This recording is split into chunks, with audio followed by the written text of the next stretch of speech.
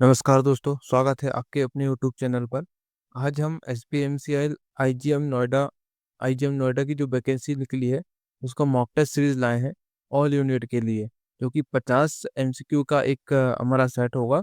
इसमें मैंने guessing paper नाम दिया हूँ, अपने अनुभव से निकाला हूँ मैंने कि क्या क्वेश्चन हमसे पूछे जा सकते हैं। इसको सेट वन दिया हूँ। लगभग हमारे ये 16 सेट होंगे, 16 से 20 सेट के आसपास हमारे आएंगे, जिसमें हर एक सेट में 50 क्वेश्चन रहेंगे।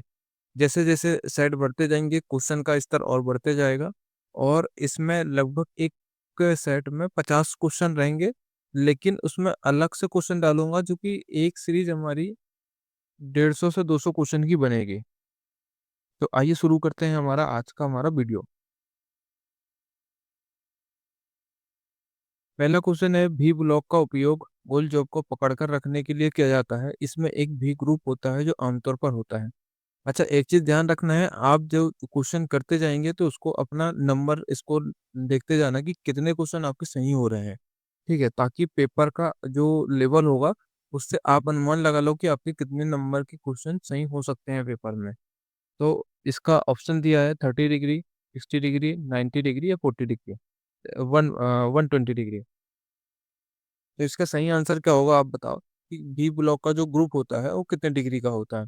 तो हमारा राइट आंसर क्या होगा, हमारा 90 डिग्री।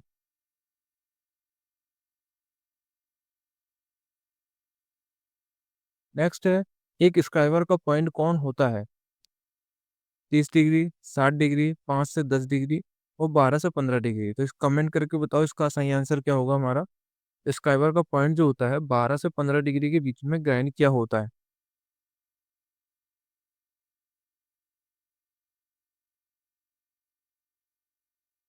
नेक्स्ट प्रश्न है, मुंज मेटल एक मिश्र धातु होती है। मुंज मेटल किसका बना होता है। मुंज मेटल की शॉर्टकट की थी हमारा मुनका जी।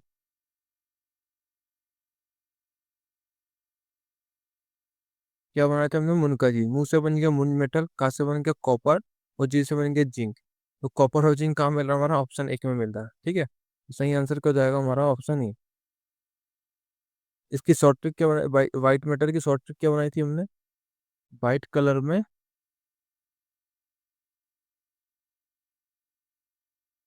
कोई लेटी अंटी।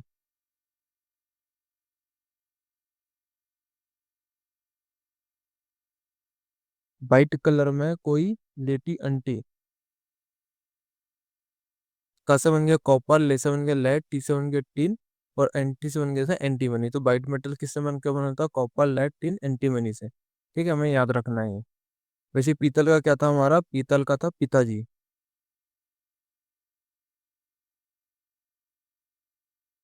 पिताजी, तो पी से बन गया पीतल, ता से बन गया तांबा, जी से बन गया जिंक। ठीक है, ये हमें याद रखना है, ये प्रश्न भी हमसे पूछा जाता है।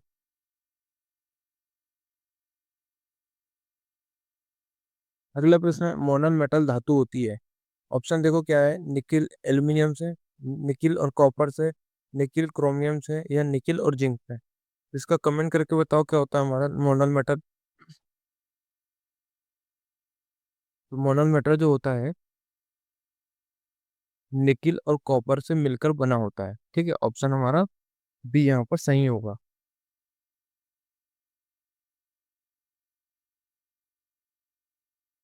अच्छा, ये मोनल मेटल की ट्रिक क्या बनाई थी हमने। मोनल मेटल की ट्रिक थी हमारी मोनिका। मोनिका क्या बनाया था हमने, 6829। माँ से बन गया हमारा मोनल मेटल, नी से बन गया निकिल।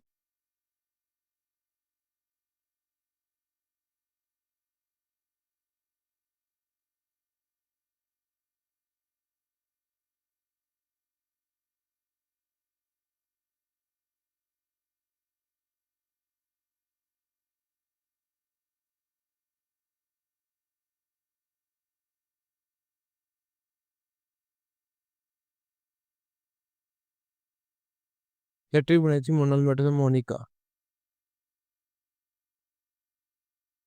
6829। ठीक है, माँ से बन गया हमारा मोनल मेटल, नी से बन गया निकिल और का से बन गया हमारा कॉपर। तो ये याद रखना है, निकिल कितने परसेंट होगा हमारा, 68% निकिल होगा और 29% हमारा कॉपर होगा। तो मोनोमीटर की ट्रिक हमें याद रखना है, मोनिका। अगला प्रश्न है, एक केंद्र पंच डिजाइन में प्रत्येक पंच के समान होता है सिवाय इसके कि टेपर्ड पॉइंट ग्राइंड होता है। 60 डिग्री, 75 डिग्री, 90 डिग्री या 120 डिग्री।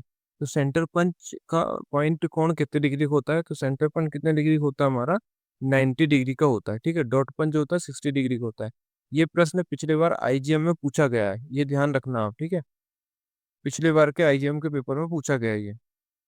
हो सकता है इस बार फिर आ जाए।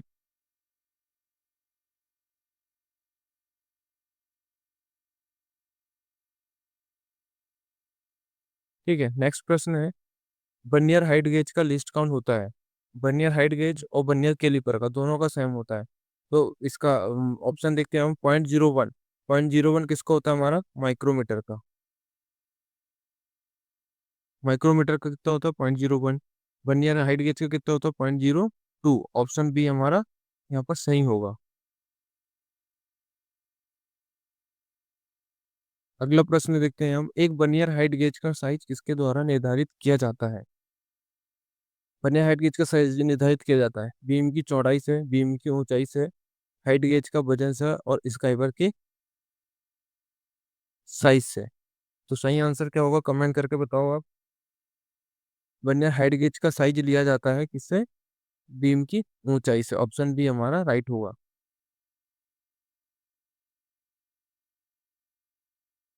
अगला प्रश्न है कि वर्नियर हाइट गेज द्वारा मार्किंग करते समय वर्कपीस आमतौर पर होता है। एक कौन प्लेट द्वारा सपोर्ट किया जाता है, किसी अन्य वर्कपीस द्वारा सपोर्ट किया जाता है, हाथ में पकड़ा जाता है या बिना सपोर्ट के पकड़ा जाता है। तो राइट आंसर क्या होगा हमारा? राइट आंसर होगा हमारा एक एंगल प्लेट के द्वारा सपोर्ट किया जाता है। ऑप्शन ये हमारा सही होगा। अगला प्रश्न है, निम्नलिखित में से कौन सा पदनाम किसी फाइल के कट का नाम नहीं बताता है? Mastered file, first cut file, second cut file, smooth file. तो सही आंसर क्या होगा हमारा? बताओ। मास्टर्ड फाइल भी होता है, सेकंड कट फाइल भी होता है, स्मूथ फाइल भी होता है, लेकिन क्या नहीं होता हमारा? फर्स्ट कट फाइल नहीं होती। ठीक है, तो ऑप्शन बी हमारा यहाँ पर सही होगा।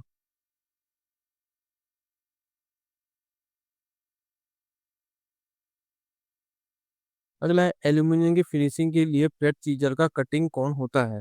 ऑप्शन देखना है हमको। ऑप्शन है 35 डिग्री, 55 डिग्री, 60 डिग्री या फिर हमारा 70 डिग्री। तो सही आंसर क्या होगा हमारा यहाँ पर? देखो, एल्यूमिनियम के लिए जनरली कितना होता है? एल्यूमिनियम चिपिंग के लिए 30 डिग्री रखा जाता है, जिंक के लिए 35 डिग्री रखा जाता है, कांसा के लिए 45 रखा जाता है, माइल्ड स्टील के लिए 55 रखा जाता है, पीतल के लिए 50, कास्ट आयरन के लिए 60 और स्टील के लिए 70। और स्टेनलेस स्टील के लिए कितना रखा जाता है? 75। लेकिन यहाँ ऑप्शन के हिसाब से देखेंगे आप, तो एल्यूमिनियम की चिपिंग के लिए सही कौन कितना होता है हमारा? 35 डिग्री। ऑप्शन के हिसाब से ऑप्शन ये सही होगा। या तो ऑप्शन में 30 है तो हमारा 30 आंसर क्या होगा? सही होगा।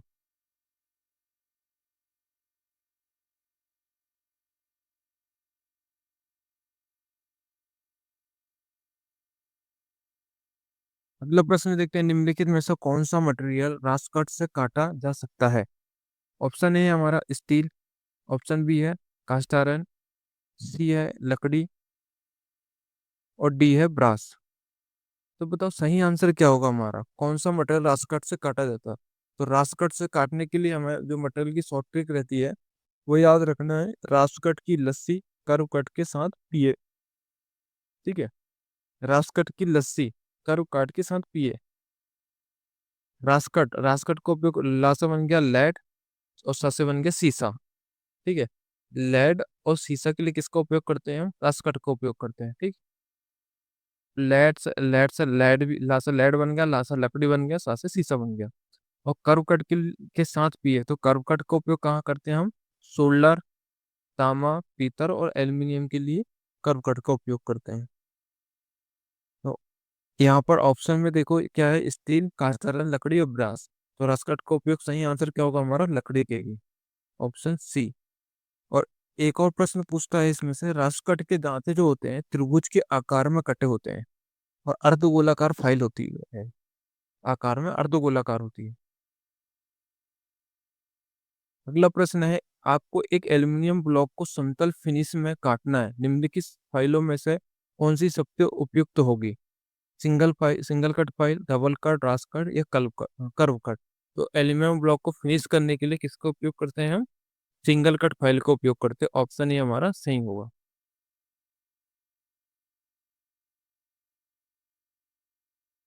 अगला प्रश्न है, एक छोटे व्यास वाले काफी बड़े व्हील की सिलेंड्रिकल ग्राइंडिंग करनी है, निम्नलिखित में से किस ग्रेड का उपयोग किया जाना चाहिए? सॉफ्ट, मध्यम, हार्ड या बहुत हार्ड? तो इसका सही आंसर क्या होगा, कमेंट करके बताओ आप। एक छोटे व्हील वाले जो काफी बड़ी व्हील वाले काफी बड़े व्हील की सिलेंड्रिकल ग्राइंडिंग करनी है, छोटे आकार का जॉब है और ग्राइंडिंग व्हील बड़ा है, तो किसका उपयोग करेंगे हम? हार्ड ग्रेड का उपयोग करेंगे। ऑप्शन हमारा सी सही।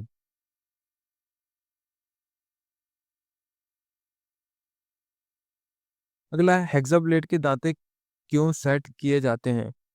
ऑप्शन है ब्लेड के लिए क्लियरेंस प्रदान करने के लिए, ब्लेड के जाम होने और टूटने को रोकने के लिए, कर्व को ब्लेड से अधिक चौड़ा बनाने के लिए, या उपरोक्त में से सभी? तो इसका सही आंसर क्या होगा हमारा? उपरोक्त में से सभी का उपयोग करते हैं, ठीक है।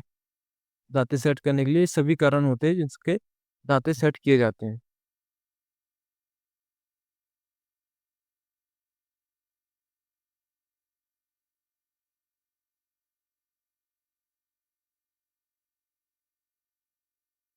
अगला प्रश्न है, नीचे दिए गए चित्र में कौन सा ऑपरेशन दिखाया गया है? माफी चाहूंगा, ये थोड़ा सा चित्र पूरा नहीं दिख आया है, यहाँ पर पीडीएफ सही से सेट नहीं हो पाई है। तो देखते हैं हम यहाँ पर क्या है। ड्रिलिंग, रिमिंग, बोरिंग या काउंटर बोरिंग? तो ये जो था डायग्राम, ये रिमिंग का डायग्राम है ना, तो दिख नहीं रहा है, बाकी ये रिमिंग का डायग्राम है, ठीक है।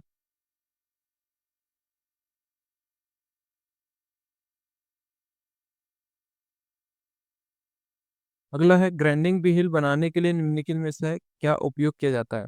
सिलिकॉन कार्बाइड, ग्रेनाइट, रेत या कैल्शियम कार्बोनेट? तो ग्राइंडिंग व्हील बनाने के लिए हम किसका उपयोग करते हैं? सिलिकॉन कार्बाइड का। ऑप्शन है हमारा सही।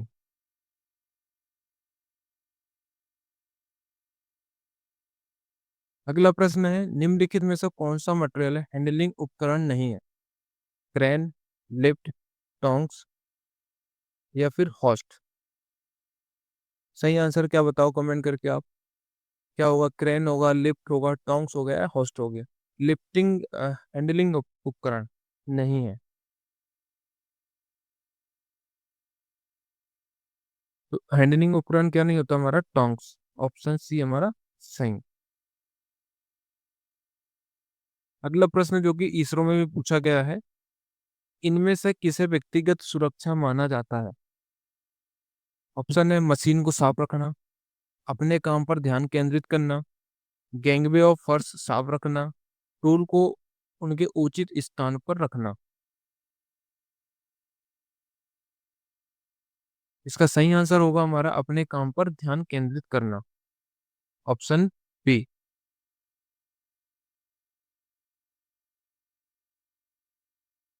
अगला प्रश्न है, इसमें से कौन सी तत्काल जीवन रक्षक प्रक्रिया है? फर्स्ट एड, डॉक्टर को बुलाना, गहरी देखभाल और चिकित्सा उपचार? सही आंसर कमेंट करके बताओ आप इसका। तत्काल जीवन रक्षक प्रक्रिया है तो क्या है हमारी? First aid. Option A.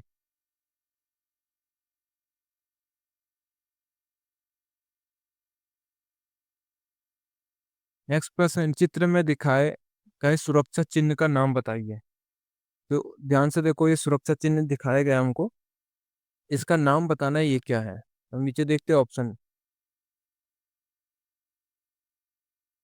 ये क्या है? ये स्कूल संरक्षित क्रॉसिंग, गैन संरक्षित क्रॉसिंग और पैदल यात्रियों के लिए क्रॉसिंग? तो इसका सही आंसर क्या होगा, आप कमेंट करके बताओ। तो इसका सही आंसर होगा, एक इसका प्रतीक है सुरक्षित क्रॉसिंग के लिए। Option D. Sorry, option B नहीं। ये चित्र को एक बार फिर से देखो आप। ये चित्र दिखाया गया है, ये किसका सिंबल है?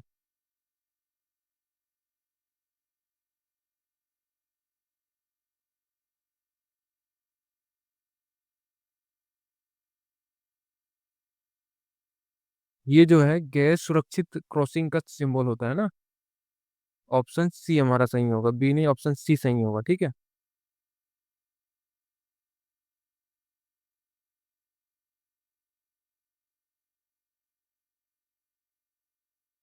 अगला प्रश्न है, फाइल में मार्क किए गए पार्ट्स का नाम बताइए। तो हमें ये फाइल है, ये डायग्राम भी थोड़ा सही नहीं आया, पीडीएफ सही से सेट नहीं हुई है। तो जो भी दिखना है हमको तो प्रश्न से यहाँ पर दिख रहा है। तो फाइल में जो एक्स मार्क किया गया है उसका नाम बताना है। तो ये जो होता है हील, इस वाले पॉइंट को क्या कहते हैं हम, हील। और ये जो दिख रहा है, ये छल्ला टाइप का, इसको बोलते हैं फेरूल। और ये होगा हमारा हैंडल, ये पूरी होगी हमारी लंबाई। तो एक्स वाले भाग को हम क्या बोलेंगे, अभी देखते हैं हम इसको क्या बोलते हैं। ऑप्शन क्या है हमारे सामने, उसको बोलते हैं हील, टैंक, फेरूल, या फाइल की लंबाई। तो फाइल की लंबाई तो बोलते नहीं, फेरूल तो ऊपर है। ठीक है, अभी आता है हील या टैंक। दो में से हमको डिसाइड करना है कि इसमें से कौन सा हमारा सही आंसर होगा। तो हील हमने देखिए, देखो क्या होता है हील और टैंक में देखना।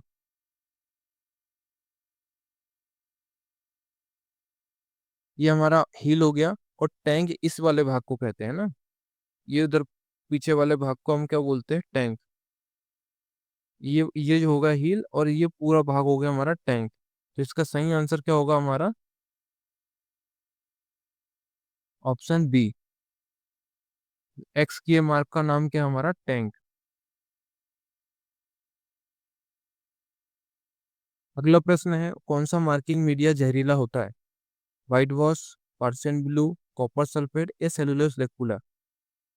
तो इसमें से बताना है सबसे जहरीला कौन सा होता है। तो पर्सियन ब्लू के लिए क्या होता है, पर्सियन ब्लू जो होता है देरी से सूखने वाला मार्किंग मीडिया है। और सेलुलोज रेक्टुलर जो होता है वो जल्दी सूखने वाला मार्किंग मीडिया होता है। और सबसे जहरीला जो होता है कॉपर सल्फेट होता है, option C.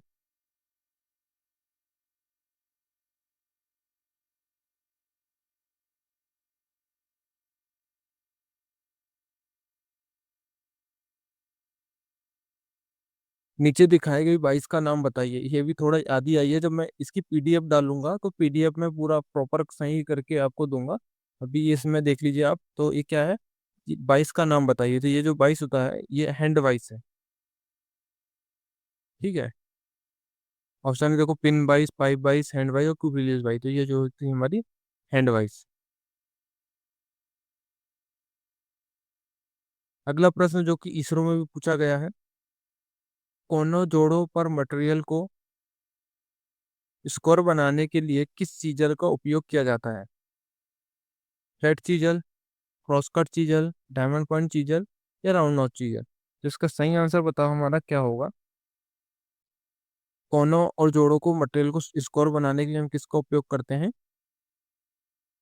Diamond point chisel का। ऑप्शन सी हमारा राइट आंसर होगा। ये हैमर के मार्क किए गए पार्ट्स का नाम बताइए। तो ये भी थोड़ा डायग्राम सही नहीं आया, पीडीएफ इमेज सही सेट नहीं हुई है। तो मैं जो पीडीएफ दूंगा उसमें आपको सही करके दूंगा। तो ये होगा हैंडल, यहाँ होगा पेन, और ये आई होल, इधर आई होल देखना। अच्छा, इससे एक प्रश्न आता है हैमर से, 500 ग्राम हैमर के लिए हैंडल की लंबाई कितनी होती है। तो हैंडल की लंबाई जो होती है 325 होती है।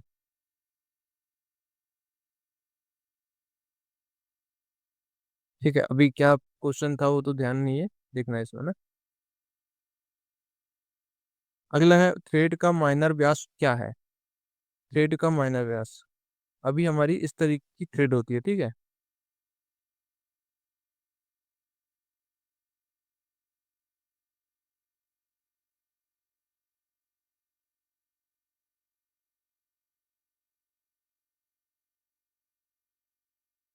ये हमारी ऐसी थ्रेड होती है, ठीक है। अब इसका बोल रहा है, थ्रेड का माइनर डायमीटर क्या होता है।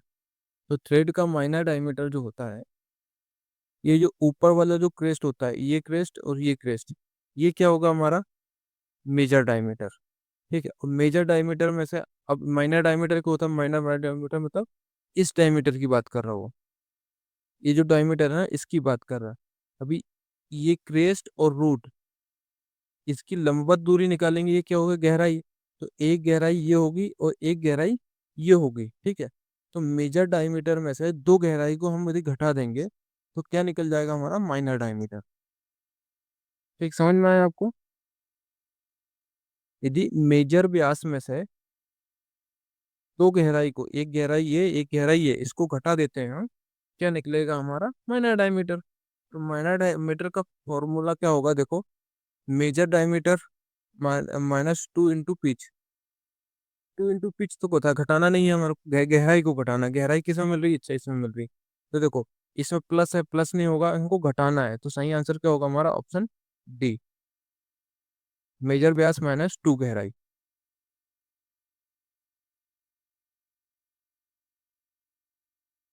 अच्छा देखो, एक्स मार्क किए गए पार्ट्स का नाम बताइए। ये भी पिछली बार आईजीएम का पेपर में आया था, ध्यान रखना आप, ठीक है। आईजीएम के पेपर में पूछा जा चुका है, ये मोस्ट इम्पोर्टेंट इस बार भी हो सकता है। तो एक्स किए गए भाग का नाम बताना है इसका। अच्छा, ये जो नर किया भाग होता है, इसको क्या बोलते हैं हम? थिम्बल। इसको क्या बोलते हैं हम? स्लीप। ठीक, ये हो गया हमारा स्पेंडल, ठीक है। और ये हमारा यहाँ पर होगा लॉकनट। और ये जो होगा स्पेंडल, यहाँ होगा एनबिल। और ये जो लाइन दिख रही है आपको यहाँ पर, ये जो लाइन दिख रही है, ये कार्बाइड टिप होती है 3 mm की। अभी देखो प्रश्न क्या पूछ रहा है हमसे, इस वाले भाग का नाम बताना हमको। तो उसको क्या बोलते हैं हम? स्पेंडल तो होता नहीं, ठीक है, लॉकनट भी नहीं होता। अभी सिंबल और थिम्बल में दो में कंफ्यूजन हो रहा है। तो थिम्बल क्या होता है हमारा? थिम्बल क्या होता है देखो, ये जो है थिम्बल, यहाँ जो होता है स्लिप होता है, जिसमें हाँ मेन स्केल होती है, ठीक है, मेन स्केल वाले भाग स्लिप। और ये वाला भाग जो होता है थिम्बल का पार्ट्स होता है। इसका सही आंसर क्या होगा हमारा? ऑप्शन सी हमारा सही होगा, थिम्बल।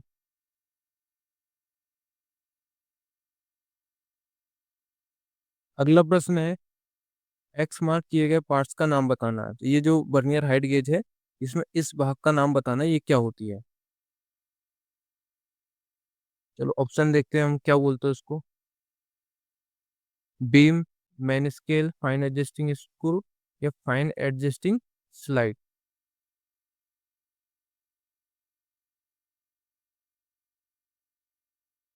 तो इसका सही आंसर बताओ क्या होगा हमारा, कमेंट करके। क्या बोलते हैं? बीम बोलते, मैन स्केल बोलते हैं, या फाइन एडजस्टिंग नट, या फिर फाइन एडजस्टिंग स्लाइड। इसका सही आंसर क्या होगा हमारा? Fine adjusting slide.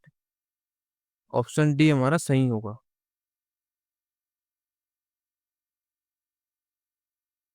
अगला प्रश्न है, बाइस का क्या नाम है? नीचे दी गई बाइस का, इस बाइस का नाम बताना है हमको। इसको हैंड वाइस बोलते हैं, हैंड वाइस तो ऊपर देखा हमने, बेंच वाइस बोलते हैं, ये टूल मेकर वाइस, ये क्विक रिलीज वाइस। सही आंसर कमेंट करके बताओ हमको क्या बोलते हैं इसको। तो इसका नाम जो होता है हमारा क्विक रिलीज वाइस, ठीक है। सही आंसर क्या होगा हमारा? Option D.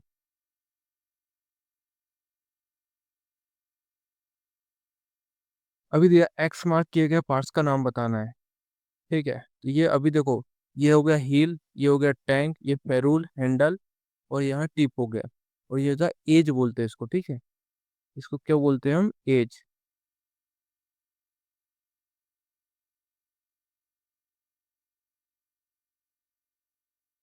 तो क्या, देखो ऑप्शन कहाँ मिला है? टिप बोलते, टिप नहीं, हील, टैंक, या सेपेज। इसका सही आंसर क्या होगा? सेपेज।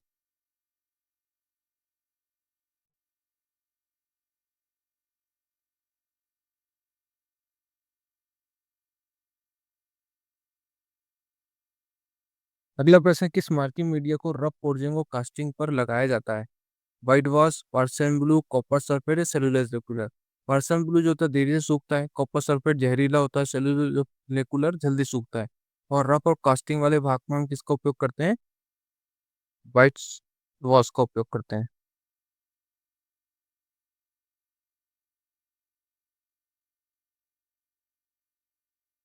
नीचे चित्र में दिखाई गई फाइल का नाम बताइए। जो फाइल होती है इसका नाम बताना है। ये हमारी टिंकर फाइल होती है, ऑटोमोबाइल क्षेत्र में इसका यूज करते हैं।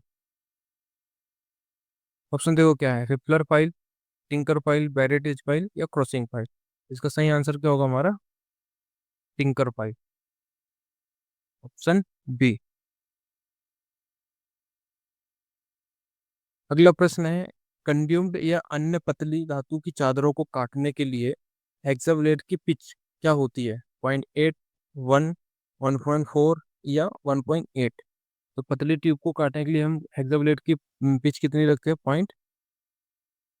0.08। तो ऑप्शन ए सही होगा। ये होगा कोर्स, मीडियम, फाइन और वेरी फाइन।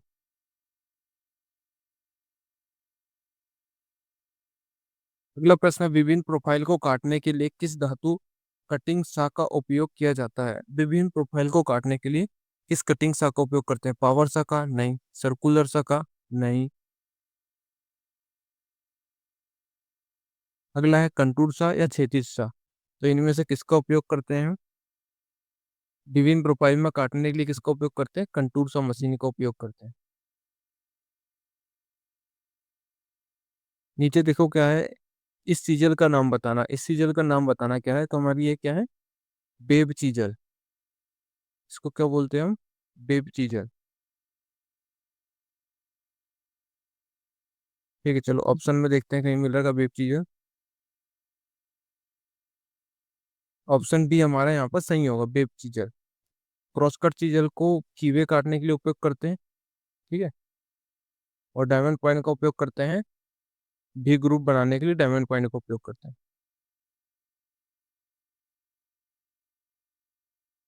ठीक है, इस हैमर का नाम बताइए। देखो ये भी इमेज नहीं आ रही इसमें।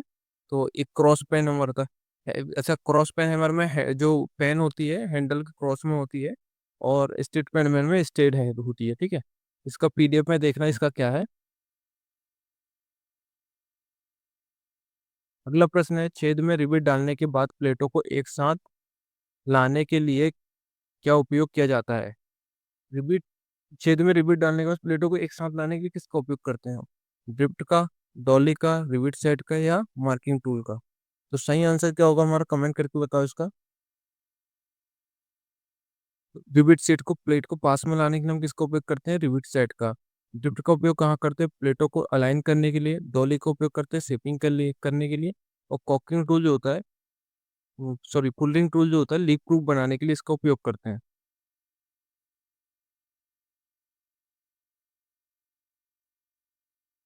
मार्क किए गए लीवर शेयर के पार्ट्स का नाम बताइए। इस पार्ट्स का नाम बताइए। शेयरिंग मशीन है, ये होता है लोअर लोअर बिलेट होती है, ये अपर बिलेट होती है, ये हैंडल हो गया। तो एक्स की विभाग का मान क्या होगा? Lower bill rate. ऑप्शन में क्या? ऑप्शन सी, लोअर बिलेट इसका सही आंसर होगा।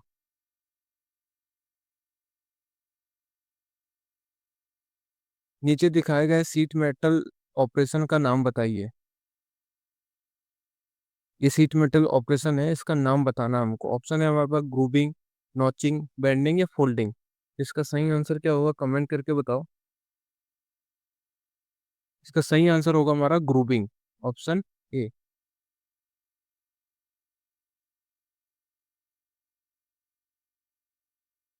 अगला प्रश्न है, जिंक कोटेड आयरन का नाम बताइए। Black iron, tin iron, stainless steel या गैल्वनाइज? तो जिंक कोटेड आयरन को क्या बोलते हैं हम? Galvanize iron. ऑप्शन डी हमारा राइट होगा। अगला प्रश्न है, इस आर्क वेल्डिंग जॉइंट का नाम बताइए।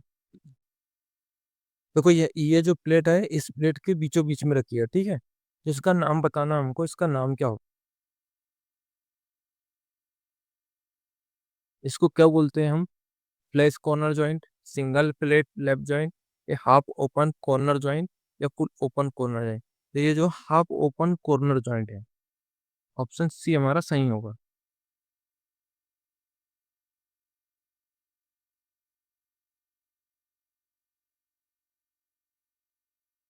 अगला प्रश्न है, किसी वेल्डिंग मशीन को फील्ड वर्क के लिए कहीं भी उपयोग किया जाता है, जहां तक कि वहां जो इलेक्ट्रिक लाइनों से भी दूर हो। रेक्टिफायर कहते हैं, मोटर जनरेटर कहते हैं, इंटर जनरेटर, इंजन जनरेटर कहते हैं, ये एसी बिल्डिंग ट्रांसफार्मर कहते हैं। तो रेक्टिफायर जो होता है, एसी को डीसी में बदलने के लिए किसका उपयोग करते हैं हम? वो उसका रेक्टिफायर का उपयोग करते हैं। और जहाँ बिजली वगैरह नहीं होती है, वहां पर किसका उपयोग करते हैं? इंजन जनरेटर का उपयोग। ठीक है, ऑप्शन सी हमारा करेक्ट होगा। अगला प्रश्न है, कौन सी आर्क वेल्डिंग मशीन इलेक्ट्रोड और जॉब में बेहतर हीट वितरण प्रदान करती है? Rectifier, motor generator, welding transformer या इंजन जनरेटर? तो इसका सही आंसर क्या होगा हमारा? Rectifier, option A.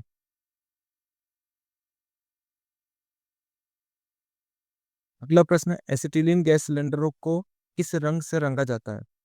काला, हरा, नीला या मैरून? तो काला ऑक्सीजन का सिलेंडर जो होता है काले रंग का होता है ना, तो एसिटिलीन का सिलेंडर होता है मैरून रंग का। नीले रंग का इसका क्या होता है? House pipe.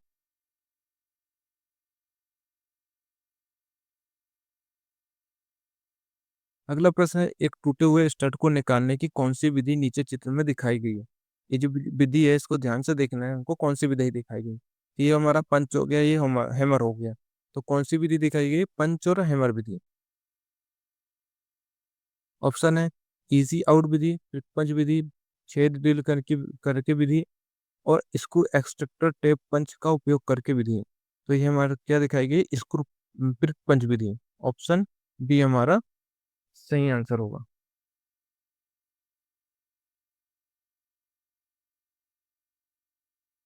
अगला प्रश्न है, डाई स्टॉक में एक छेद स्क्रू क्यों दिया जाता है? डाई स्टॉक में छेद स्क्रू क्यों देते हैं? मतलब एक एक केंद्र सेंटर स्क्रू देते हैं, डाई को कसने के लिए, कट की गहराई को समायोजित करने के लिए, आंतरिक थ्रेड के व्यास को संयोजित करने के लिए, और बाहरी थ्रेड के व्यास को संयोजित करने के लिए। तो बी सेंटर पंच में एक स्क्रू दिया जाता है, सेंटर स्क्रू, उसको कट की गहराई को एडजस्ट करने के लिए देते हैं। इसके लिए देते हैं कट की गहराई को एडजस्ट करने के लिए। ऑप्शन बी हमारा सही आंसर होगा। अगला है,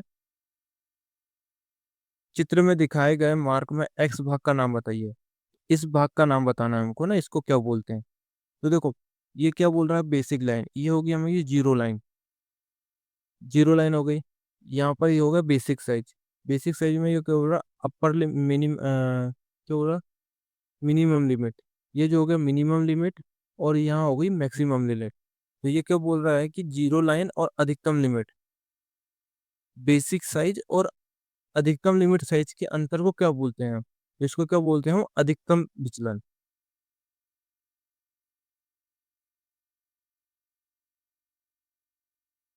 ऑप्शन है, न्यूनतम सीमा, अधिकतम सीमा, मतलब हाई लिमिट लो लिमिट तो नहीं है। लोअर विचलन, अपर विचलन। हाई लिमिट क्या होगा? बेस अधिकतम साइज और न्यूनतम साइज। तो ये हमारा क्या हुआ है? अधिकतम ऊपरी विचलन है। बेसिक साइज और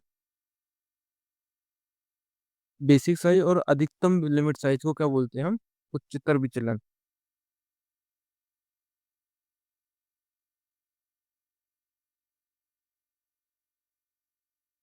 अगला है, लीन मैन्युफैक्चरिंग, ओ ई, ओवरऑल इक्विपमेंट इफेक्टिवनेस के लिए उच्च स्तरीय सूत्र क्या होता है? अभी ऑप्शन देखते हैं हम क्या होता है। उपलब्धता, मात्रा और गुणवत्ता। उपलब्धता, परफॉर्मेंस और गुणवत्ता। उत्पाद आउटपुट, गुणवत्ता और उपलब्धता। उत्पाद आउटपुट और मात्रा या गुणवत्ता। तो इसके लिए किन तीन चीजों का होना जरूरी होता है? पहले चीज तो कोई भी प्रोडक्ट हमारे पास उपलब्ध होना चाहिए। उपलब्ध के साथ उसकी परफॉर्मेंस अच्छी होनी चाहिए, और परफॉर्मेंस के साथ साथ क्या होना चाहिए? इसकी गुणवत्ता भी होनी चाहिए। तो इसमें ऑप्शन बी हमारा सही होगा। ठीक है, ये प्रश्न आरआर कैट में भी पूछा गया। आरआर कैट में भी पूछा गया प्रश्न है।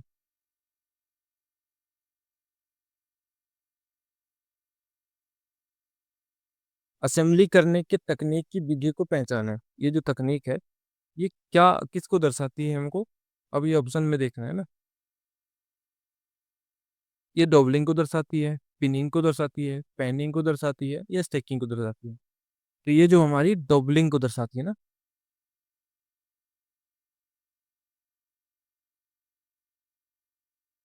ये 50वें नंबर का प्रश्न की इमेज भी सही से नहीं आई है। ठीक है, बोल्ट के प्रकार को पहचानिए। तो ये इसको देखना है। मैं पीडीएफ में इसका सही आंसर दे दूंगा आपको। इसका सही आंसर होगा बॉडी क्लियरेंस। ठीक है, जब पीडीएफ में दूंगा मैं आपको, तो इसको सही करके दूंगा।